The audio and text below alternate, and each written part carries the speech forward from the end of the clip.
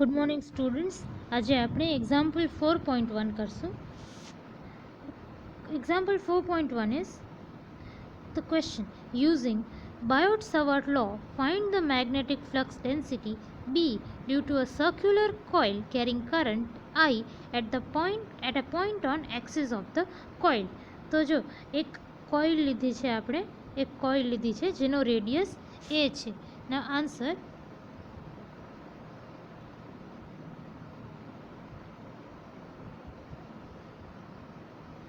છે let a be the radius of the coil. આ આપણે કોઇલ લીધી છે, એનો રેડિયસ છે a. Let a be the radius of the coil and let its axis coincide with z axis. એટલે એની એક્સિસ ક્યાં રહેલી છે? ઝેડ એક્સિસ ઉપર. એ મારા કોઇલની એક્સિસ છે. Let us calculate the flux density at point P. આપણે શું કરવાનું છે કે આ પોઈન્ટ પી, કોઈ પણ એક પોઈન્ટ પી લેવાનું છે, એના ઉપર આપણે મેગ્નેટિક ફ્લક્સ ડેન્સિટી બી કેલ્ક્યુલેટ કરવાનું છે. અને એ જે પોઈન્ટ પી છે એ કેટલું દૂર છે? એ છે ને ડિસ્ટન્સ આર દૂર છે એક નાનકડા એલિમેન્ટ ડીએલથી. આ કોઇલ ઉપર, આ આખી કોઇલ છે ને એના થોડાક ભાગમાં આપણે એક નાનકડો પાર્ટ એની લેન્થનો લીધો છે ડીએલ. બરાબર, અહીંયા ડીએલ લીધો છે નાનકડો પાર્ટ. અને પોઈન્ટ પી મારો જે છે આર ડિસ્ટન્સ દૂર છે. It's at a distance R from the element DL of the coil. બરાબર. On integrating round the coil, the sum of components of dB normal to the axis is 0. હવે અહીંયા ધ્યાન આપો. તમારું જે તમારી ધારો કે પોઈન્ટ પી ઉપર આમ ડીબી કરીને મેગ્નેટિક ફિલ્ડ જનરેટ થાય છે આ રીતે. અને એ જે મેગ્નેટિક ફિલ્ડ જનરેટ થાય છે ડીબી, મેગ્નેટિક ફ્લક્સ ડેન્સિટી કયો કે મેગ્નેટિક ફિલ્ડ કયો, એ જે છે એ ઝેડ એક્સિસ સાથે સાઈ એંગલ બનાવે છે. બરાબર. તો જો આ ડીબી છે, અહીંયા સાઈ છે. તો આ જે પાર્ટ છે ડીબી કોસ સાઈ થશે અને આ રીતે જે પાર્ટ છે ડીબી સાઇન સાઈ થશે. તમને ખબર છે કે અગર કોઈ પણ ટ્રાયંગલ હોય એ અને અહીંયા આમ આ થીટા હોય તો આને એ સાઇન થીટા કહેવાય મેથેમેટિકલી, અને આને એ કોસ થીટા કહેવાય. આ આપણે ખબર છે. બરાબર. એ જ રીતે જે આ ડાયરેક્શનમાં છે એ છે dB cos theta, DB cos psi, કારણ કે અહીંયા સાઈ છે. અને જે આ રીતે છે એ છે ડીબી સાઇન ફાઈ. હવે ડીબી સાઇન ફાઈની શું હાલત થશે ને એ જુઓ. તો અહીંયા જે એલિમેન્ટ છે ડીએલ, એના કારણે ડીબી કેવી બને છે? આવી કંઈક બને છે. બરાબર. એનું સાઇન કોમ્પોનન્ટ આ બાજુ હશે, એનું સાઇન કોમ્પોનન્ટ આ રીતે હશે. એ જ રીતે એ પાછું આ જ સર્કલમાં અગર તમે નીચે આવો, અહીંયા જો એનું સાઇન કોમ્પોનન્ટ આ બાજુ હશે ને કોસ કોમ્પોનન્ટ આ બાજુ હશે, આ એલિમેન્ટનો. એ જ રીતે આ એલિમેન્ટ ઉપર આવો તો આ જ્યારે આ એલિમેન્ટની વાત કરો, જ્યારે તમે અહીંયા જે નાનકડા એલિમેન્ટ એકદમ આના નીચે, એ એલિમેન્ટ કારણે પી ઉપર મેગ્નેટિક ફ્લક્સ કેવો બનશે? આના જેવો જ બનશે, પણ નીચેની બાજુ બનશે ડીબી. બરાબર. એ નીચેની બાજુ બનશે. હવે આ જે બન્યું એનું કોસ સાઇન કોમ્પોનન્ટ કઈ રીતે હશે? આ બાજુ હશે ડીબી સાઇન ફાઈ. અને કોસ કોમ્પોનન્ટ કઈ હશે? પાછું આ બાજુ. તો જો આવાળા એલિમેન્ટનું સાઇન કોમ્પોનન્ટ આમ ઉપરની સાઈડ છે, અને આવાળા એલિમેન્ટનું ના ડીબીનું સાઇન કોમ્પોનન્ટ નીચેની બાજુ છે, એટલે એકબીજાને કેન્સલ કરે છે. એ જ રીતે શું થશે ખબર છે કે સાઇન કોમ્પોનન્ટ્સ બધા જ એલિમેન્ટ્સ છે ને સામનેવાળા, ધારો કે આ પોઈન્ટ છે સર્કલનું, તો એને સામેવાળું આ પોઈન્ટ, આ બંને પોઈન્ટ્સ ઉપર જે પણ જે સાઇન કોમ્પોનન્ટ્સ હશે એકબીજાને કેન્સલ કરશે. સેમ આના સામે જે આ છે એ રીતે સાઇન કોમ્પોનન્ટ્સ આખા સર્કલમાં કેન્સલ થઈ જશે, સાઇન કોમ્પોનન્ટ આખા સર્કલમાં કેન્સલ થઈ જશે, ખાલી તમારું કોસ કોમ્પોનન્ટ બચશે. બરાબર, તો એ જ વસ્તુ લખી છે. સાઇન કોમ્પોનન્ટ એટલે શું? સાઇન કોમ્પોનન્ટ એટલે આ વાળું આમ નોર્મલ કોમ્પોનન્ટ. બરાબર, તો એ જ વસ્તુ મેં લખી છે કે on integrating round the coil, આખી કોઇલને કન્સિડર કરશું તો sum of components of d B normal to the axis is 0. Normal એક્સિસથી નોર્મલ કયા કોમ્પોનન્ટ્સ છે? જો એક્સિસ છે આ ઝેડ એક્સિસ, એનાથી નોર્મલ, એનાથી પરપેન્ડિક્યુલર કયા છે? સાઇનવાળા કોમ્પોનન્ટ્સ. તો જે સાઇનવાળા છે ને, સાઇનવાળા કોમ્પોનન્ટ્સ એ બધા એ 0 થઈ જશે, જે રીતે મેં સમજાવ્યું. સો components of db normal to the axis is 0. The sum of components of db normal to the axis is 0. પછી બચશે કયું component? Parallel two the axis. ખાલી શું બચશે? જે એક્સિસથી પેરેલલ કોમ્પોનન્ટ છે આ ડીબી કોસ ફાઈ એ જ બચશે. તો તમારો શું કહેવાય, ડીબી કોસ ફાઈ કેવું થઈ જશે? ડીબી આપણે કઈ રીતે લખીએ? ઉપર આપણે લખ્યું છે mu naught I by 4 DL cross R by R cube. હવે આપણે બાયોટ સવાર્ટ લોમાંથી આપણે મેગ્નેટિક ફિલ્ડ કઈ રીતે લખતા? અહીંયા જો બાયોટ સવાર્ટ લો જ્યારે આપણે સ્ટડી કર્યો હતો, જો ઇક્વેશન 3માં બાયોટ સવાર્ટ લો છે આ બી ઇઝ ઇક્વલ ટુ આ, અને ઇક્વેશન 3 કે ડીબી કેટલું છે બાયોટ સવાર્ટ લોમાં? બાયોટ સવાર્ટ લોમાં d B is equal to mu naught I d l one cross r minus r one by r minus આર1નો ક્યુબ. અહીંયા આર માઇનસ આર1 શું છે? ડિસ્ટન્સ. આપણા કેસમાં ડિસ્ટન્સ કેટલો છે? આર. તો આની જગ્યાએ આપણે આર સબસ્ટિટ્યૂટ કરશું અને આની જગ્યાએ આર ક્યુબ સબસ્ટિટ્યૂટ કરશું.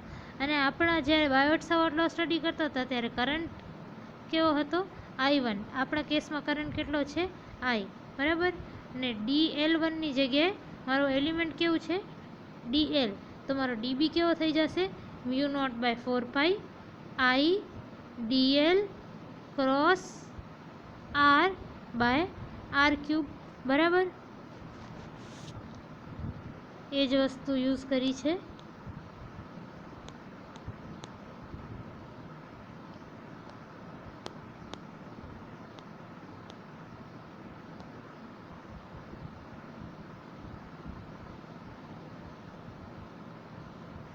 જો એ જ વસ્તુ લખી છે mu naught I DL by mu naught I by 4 mu naught I by 4 DL cross R by R cube. આટલું જ. બરાબર, અને કોસ ફાઈ શું કામ લખ્યું છે? મેં તમને કીધું કે ખાલી જે પેરેલલ કોમ્પોનન્ટ છે આ વાળો કોમ્પોનન્ટ કોસ ફાઈ વાળો એ જ રહેશે, તો સાઈડમાં મેં કોસ ફાઈ પણ લખ્યું છે. આ ડીબીની જગ્યાએ મેં શું લખ્યું? Mu naught I a by 4 DL cross R by R cube, અને પછી કોસ ફાઈ. આ જે ઉપર કોસ ફાઈ છે એ અહીંયા કોસ ફાઈ લખ્યું. બરાબર, કોસ ફાઈ અહીંયા મેં કોસ ફાઈ શું કામ લખ્યું છે? Cos phi is taken because we are taking the parallel component of DB. અહીંયા કોસ ફાઈ એટલે લખ્યું છે કારણ કે આપણે ડીબીના પેરેલલ કોમ્પોનન્ટની જ વાત કરીએ છીએ ને ડીબીનો પેરેલલ કોમ્પોનન્ટ છે ડીબી કોસ ફાઈ. બરાબર, હવે આ જે છે ને r by r vector by R cube એની જગ્યાએ મેં 1/r² લખ્યો. શું કામ? જુઓ, આર આપણે યુનિટ વેક્ટર કેવી રીતે ડિફાઇન કરીએ? Unit vector is equal to unit vector along the direction R is equal to R vector by mod R. આ આપણે મેં તમને યુનિટ 1માં બતાવ્યું હતું. યુનિટ 1 જે ઇલેક્ટ્રોસ્ટેટિક્સ છે એમાં તમે આરને આ બાજુ લઈ જાઓ તો R vector is equal to mod R into unit vector of R. આ રીતે થાય. બરાબર, તો મેં અહીંયા જે મોડ આર છે એની જગ્યાએ આર વેક્ટર છે એની જગ્યાએ unit vector R dot mod R લખ્યું, અને આ આર ક્યુબ એમને એમ રહેશે. હવે મોડ આર કટ થશે આના એક પાવર સાથે, તો નીચે શું બચશે? ખાલી અહીંયા આર સ્ક્વેર વધશે, તો શું બચશે? આ જે છે unit vector R divided by R square, બરાબર. હવે આ યુનિટ વેક્ટર આર શું છે? યુનિટ વેક્ટર આર શું બતાવે છે? ડાયરેક્શન બતાવે છે. તો મને ખાલી મેગ્નિટ્યુડ લેવો હોય તો કેવો થાય? 1/r², બરાબર. તો R vector by R cube is equal becomes 1/r². તો આની જગ્યાએ આર વેક્ટર બાય આર ક્યુબની જગ્યાએ મેં અહીંયા 1/r² લખ્યો છે. તો તમારો ડીબી કેવો થઈ જશે? ડીબી થઈ જશે μ0/4π આઈડીએલ cos phi આની જગ્યાએ આર વેક્ટર બાય આર ક્યુબની જગ્યાએ 1/r², બરાબર. હવે આમાં μ0/4π કોન્સ્ટન્ટ રહેશે. તમારા જે કોઇલ છે એમાંથી જે કરંટ પાસ થાય છે એ પણ નહીં બદલે, તો આઈ પણ સેમ રહેશે, બરાબર. અને cos phi અને r² પણ સેમ જ રહેશે. શું કામ?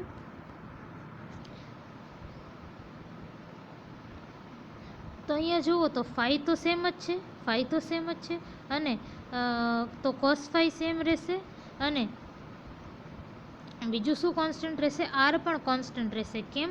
તો જો પીથી આ કોઇલ ખસકતી નથી પોઈન્ટ ખસકતો, બરાબર.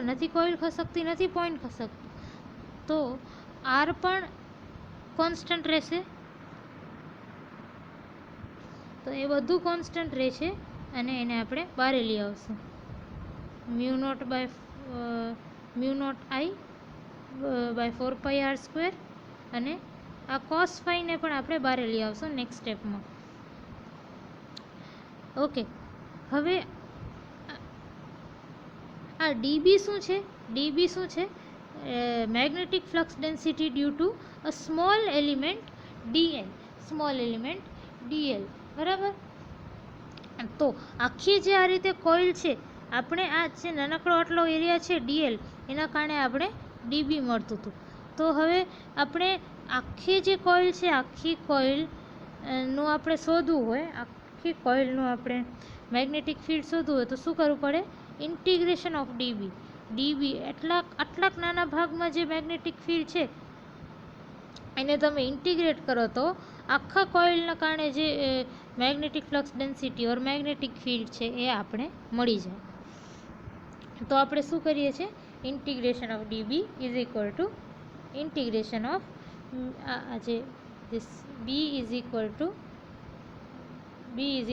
integration of dB is equal to integration of μ0/4π IDL/r² cos phi. હવે મેં તમને જે રીતે કીધું μ0/4π કોન્સ્ટન્ટ રહેશે, I cos phi અને r પણ કોન્સ્ટન્ટ રહેશે. તો એ બધાને તમે બારે લઈ આવ્યા તો તમારું શું થઈ જશે? બી અહીંયા ઇઝ ઇક્વલ ટુ આ જે મેં ટીક કર્યા છે μ0/4π બારે, આઈ બારે, r² બારે, અને cos phi પણ બારે. ઇન્ટિગ્રેશનમાં શું રહી ગયું? ડીએલ. ઇન્ટિગ્રેશનમાં ખાલી તમારે ડીએલ બચશે. હવે ઇન્ટિગ્રેશન ઓફ ડીએલ એટલે શું? ઇન્ટિગ્રેશન ઓફ ડીએલ એટલે આ ડીએલ ને આખી કોઇલમાં કેલ્ક્યુલેટ કરવું. એટલે આખી લેન્થમાં આ ડીએલ શું છે? ડીએલ છે વાયરની આટલી નાનકડી લેન્થ, બરાબર. હવે વાયરની લેન્થ આખી જે છે એ કયા શેપમાં છે? સર્કલના શેપમાં, જેનો રેડિયસ એ છે, બરાબર. તો આખા સર્કલની લેન્થ એટલે શું? સર્કલની લેન્થ એટલે circumference. And circumference of the circle is 2 × π × radius. અહીંયા રેડિયસ કેટલું છે? a. તો circumference of this circle will be 2πa. તો ડીએલ નું ઇન્ટિગ્રેશન કેવું થશે? 2πa, બરાબર.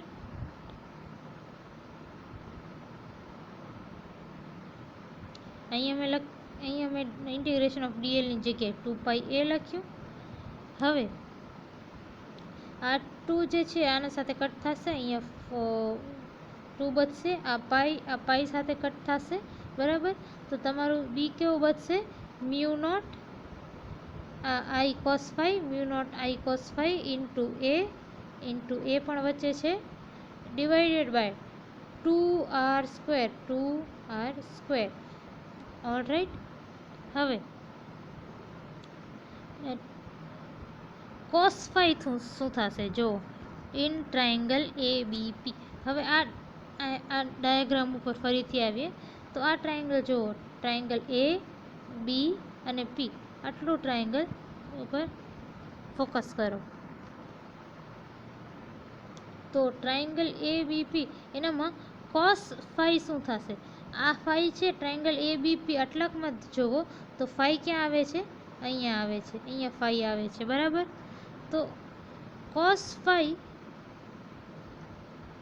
શું થશે? કોસ ફાઈ થશે એ બાય આર, બરાબર. કારણ કે કોસ શું હોય? કોસ હોય બેઝ બાય હાઇપોટેનસ. હવે આ જે ટ્રાયેંગલ છે એમાં બેઝ શું છે? એ, અને હાઇપોટેનસ શું છે? આર. ઓલરાઈટ.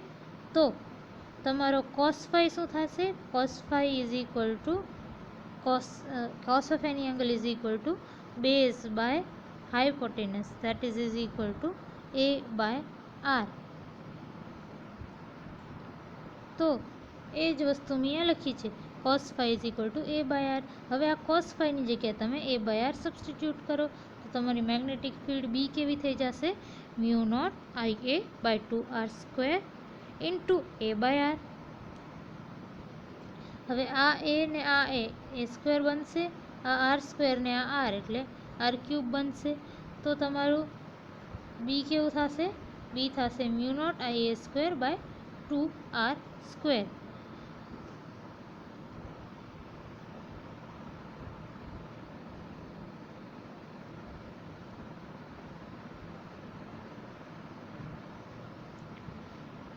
હવે આ ટ્રાયેંગલ એ બી પીમાં ફરીથી ધ્યાન આપો. આ તમને એક રાઈટ એંગલ ટ્રાયેંગલ જેવું બનતા દેખાય છે, right angle triangle. Right angle જે એંગલ ક્યાં છે? એન્ડ રાઈટ એંગલ અહીંયા બી ઉપર એક રાઈટ એંગલ 90 ડિગ્રી બને છે, બરાબર. તો હવે તમને ખબર છે hypotenuse square is equal to base square plus perpendicular square. હવે હાઇપોટેનસ શું છે? આર, બેઝ છે તમારો એ અને પરપેન્ડિક્યુલર છે તમારો ઝેડ. તો r² is equal two a² plus z², બરાબર. તો r કેટલું થશે તમારું? a² પ્લસ z² નો હાફ થશે, ઓલરાઈટ. આ r થશે તમારો z² a² પ્લસ z² નો હાફ. તો તમારો r³ કેવું થશે? જો r તમારું આ છે તો r³ કેવું થશે?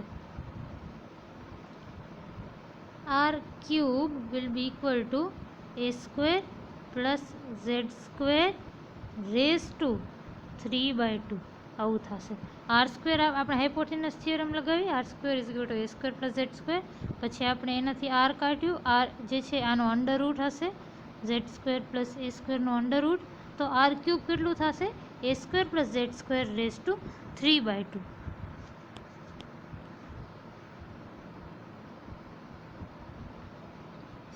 એ જ વસ્તુ મેં અહીંયા લખી છે, r³ ની જગ્યાએ a² plus z² raise to 3/2. તો હવે આપણી મેગ્નેટિક ફિલ્ડ કેવી થઈ જશે? Mu naught I a², mu naught I a² 2. તો અહીંયા 2 પણ છે.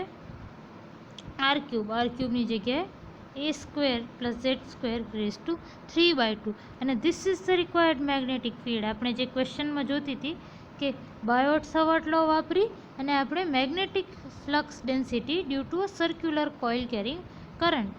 તો કરંટ કેરી કરતી એક સર્ક્યુલર કોઇલ છે જેનાથી દૂર એક પોઈન્ટ પી ઉપર મેં મેગ્નેટિક ફ્લક્સ ડેન્સિટી કેલ્ક્યુલેટ કરી. અને એ પોઈન્ટ પી ક્યાં છે? પોઈન્ટ પી છે at a point on the axis of the coil. તો જો એક મારો પોઈન્ટ જે છે એ કોઇલની એક્સિસ ઉપર છે. આ જે ઝેડ એક્સિસ છે એ મારી કોઇલની એક્સિસ છે. તો પોઈન્ટ પી મેં ક્યાં લીધું છે? એની એક્સિસ ઉપર. તો I have found the magnetic flux density B due to a circular current carrying coil at a point on the axis of the coil. આ એક્સિસ ઉપર મેં કેલ્ક્યુલેટ કરી મેગ્નેટિક ફિલ્ડ.